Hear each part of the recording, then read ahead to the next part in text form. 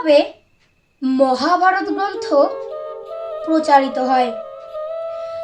কোনো কিছু রচনা লেখা মাত্রই সেটি প্রকাশিত হয় না, ধীরে ধীরে জনসম্মুখে প্রচারিত হয়।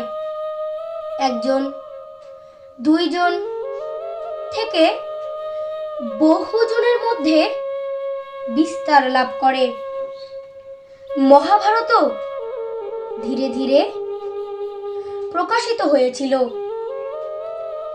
মহাভারত যখন রচনা শেষ হলো, তখন ব্যাসদেব সর্বপ্রথম তার পুত্র শুকদেবকে এই বই পড়ান।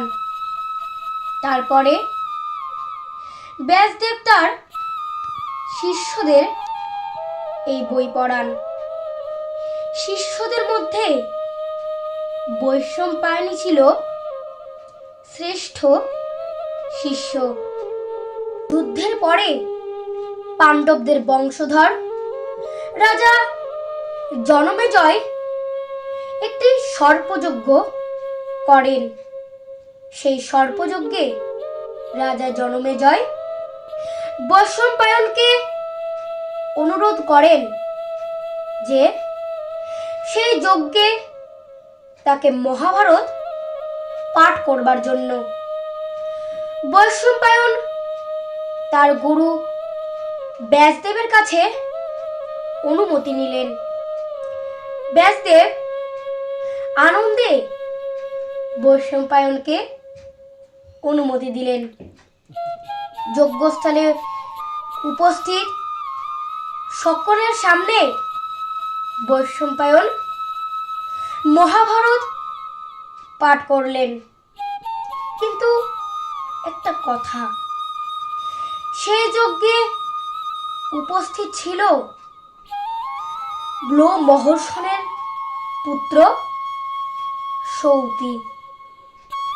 সমস্ত মহাভারতের আয়ত্ত অর্জন করেন বৈশম্পায়নের কাছ থেকে।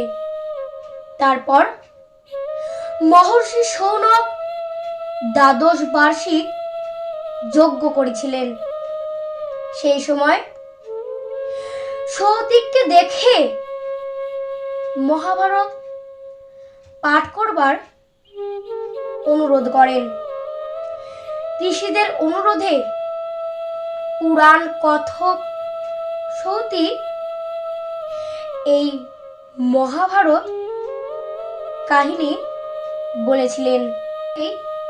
ধীরে ধীরে মহাভারত গ্রন্থ প্রচারিত হয়। আমার ভিডিও ভালো লাগলে অবশ্যই লাইক, সাবস্ক্রাইব, কমেন্ট এবং শেয়ার করবেন, যাতে আমি পরবর্তী ভিডিওগুলিতে সনাতন ধর্মীয় চেতনার কাহিনীগুলি আপনাদের সামনে তুলে ধরতে পারি। রাধে রাধে।